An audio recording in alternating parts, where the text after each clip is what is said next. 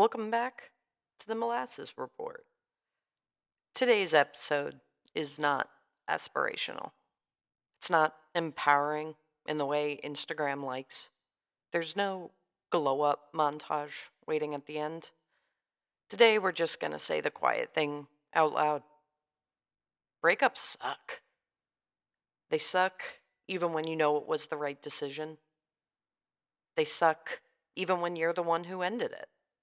They suck when everyone around you keeps saying, you'll be fine. Because fine is not the same as okay.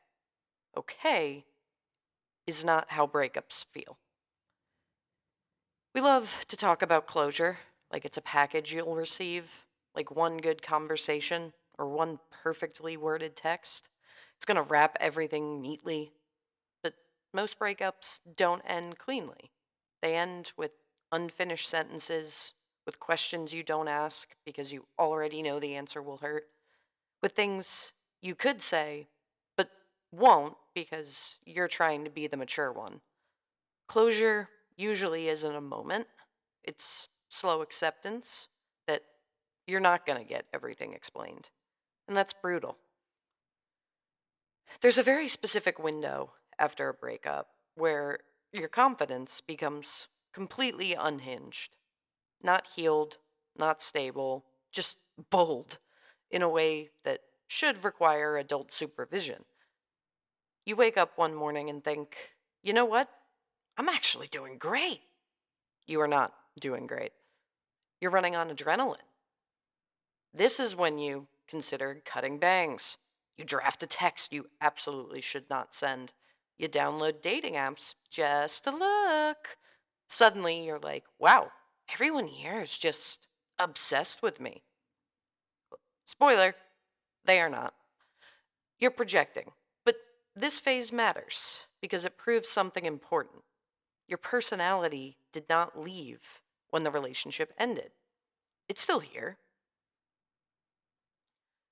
One of the worst parts, though, of a breakup is how inconsistent it makes you. One minute you're calm, you're grounded, you're 100% certain. The next minute you're crying in a Trader Joe's because you passed the aisle of something you used to buy together. You can miss someone and still know they weren't right for you. You can feel lonely even when the relationship was making you feel small. Both things can be true. That doesn't mean you're weak, it means you're human. No one talks about how many decisions a breakup actually creates. You have to decide, do I unfollow? Do I mute? Do I block? Because I haven't blocked, do I pretend I didn't see that story? Because living in a world of social media is ruthless. You'll be scrolling, and suddenly you'll be looking at Instagram and see your ex at brunch, thriving. You're like, I was just trying to watch hysterical dog videos, but okay. Then there's the archive. Photos you don't want to delete, but also don't want to accidentally scroll into at 1 a.m. So you move them into a folder called something like old stuff, memories, do not open unless emotionally stable, which, sidetrack, honestly, why I think the older generations had it better. They could put it every picture, everything into a box, shove it into the attic, never to be seen again. Your kid might open it 20 years later, but by then you're over it. The iPhone folder, though, you will immediately open it. Healing's not linear, it's a loop with Wi Fi access. Breakups aren't just about losing a person, you're going to lose routines, inside jokes, future plans that lived quietly in your head. You lose the person who knew how you take your coffee, the one who would text, did you make it home? Your default plus one. Grief doesn't always look like devastation. Sometimes it looks like reaching for your phone and remembering, again, that you don't send that text anymore. Breakups don't just happen to you, they happen to your friends. your friends suddenly have roles. One becomes an unpaid therapist, one becomes your hype man, one becomes aggressively anti your ex in a way that feels premature. Although, to be fair, when my friends have had breakups, that's usually my role. Your group chats will shift, phases get slightly awkward. Someone asks, "Wait, are they still coming?" And everyone pauses like you just unplugged the Wi Fi. But this is also when you learn something. Who checks in without asking for updates? Who lets you repeat the same story? Who shows up with snacks and wine and no timeline? Breakups rearrange your life, not by subtraction, but by revealing who and what stays. There is this idea that if you break up for the right reasons, it should hurt less. Like, logic is supposed to numb the grief, like knowing it wasn't working.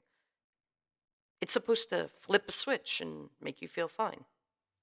It absolutely doesn't, because doing the right thing doesn't mean it's the easy thing. I mean, yeah, sometimes the healthiest decision is still the one that hurts the most. You can love someone and still know the relationship wasn't sustainable. You can choose yourself and still mourn what you hoped it could become. Ending something that wasn't aligned doesn't mean it didn't matter. It means it mattered enough to not let it keep hurting you slowly. And that kind of pain, that's not weakness, that's integrity. Breakups are simpler when someone did something terrible, when there's a clear villain, a story you can tell that ends with, "Obviously, I had to leave." But the hardest breakups are the ones where no one is the bad guy. There's no betrayal, no explosion, just two people who couldn't meet each other where they needed to be met. Those breakups don't give you anger to hide behind, they give you sadness and confusion and the awful realization that love alone isn't always enough. You don't get to be mad, you don't get a clean narrative. You just get the quiet loss of something that was good, but not good enough for the long run. And that hurts in a deeper way because you're not grieving a mistake, you're grieving a possibility. Multiple times, I've brought up the fact that everyone is on a different timeline, not just in life, but in relationships. You can love someone and still be moving at different speeds. One of you is ready for a next step, the other is still figuring out who they are.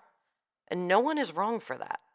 But staying together anyway can turn love into resentment because eventually someone starts shrinking to keep the other from feeling left behind. That's not love, that's fear. You're not supposed to hold each other back from becoming who you're meant to be. You're supposed to walk forward together or have the courage to admit you're walking towards different futures. Letting someone go because your goals don't align isn't giving up. It's respecting both of your paths enough to not ask either of you to stop growing. Breakups still suck. I won't lie about that. But there's something quietly powerful that happens after the worst of it passes. After the crying, after the late night spirals, after you finally stop opening their Instagram like it's a reflex. There's this Ed Sheeran quote I keep coming back to. A heart that's broken is a heart that's been loved. And the more time passes, the more I understand it. Because a broken heart isn't a failure, it's evidence. Evidence that you were open, that you didn't play it safe, that you chose connection over comfort. And honestly, that's not something to regret. A heart that's been broken knows how to love deeper next time. It knows what effort looks like. It knows what it deserves. It's sharper, wiser, more selective, in a good way, because breakups don't mean you're starting over from scratch. You're starting over from experience. You carry the lessons, you carry the growth, you carry the parts of yourself that expanded because of that relationship. So, yeah, your heart might be bruised, but it's also stronger. and still capable. Because a heart that's been broken isn't done loving, it just learned how to love better. If you're in the middle of a breakup right now, you're not doing it wrong. If you're sad longer than you thought you'd be, you're not behind. Let it suck. Let it be heavy. Let it be confusing. You don't need to rush the lesson or fast forward to the part where you're stronger. You're allowed to be heartbroken and whole at the same time. This has been the Molasses Report. I'll see you next time.